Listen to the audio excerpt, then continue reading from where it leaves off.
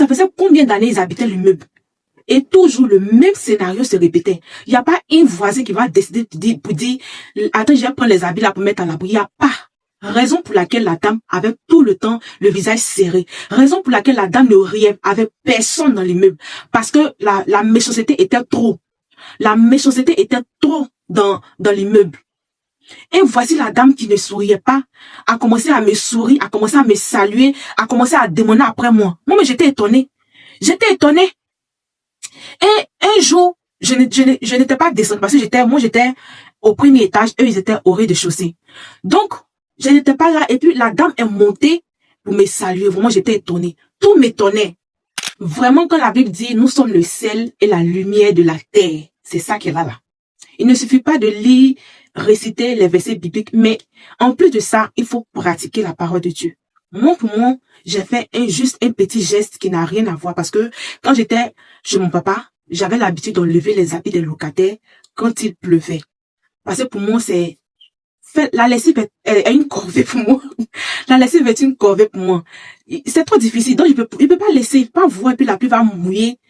Je pense aux efforts de la personne. Et un jour comme ça, mon riz était fini. C'était un dimanche.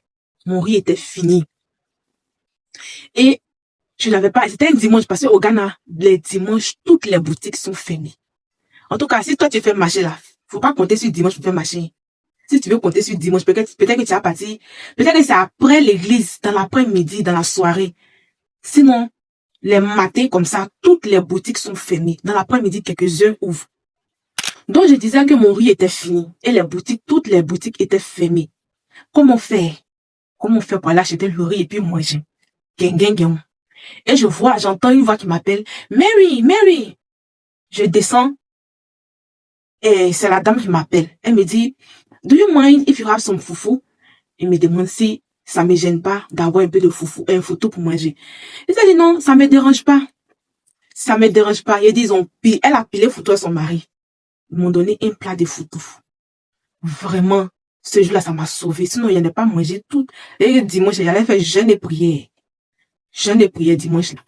Mais Dieu a touché leur cœur. Ils m'ont donné un plat de foutou que j'ai mangé.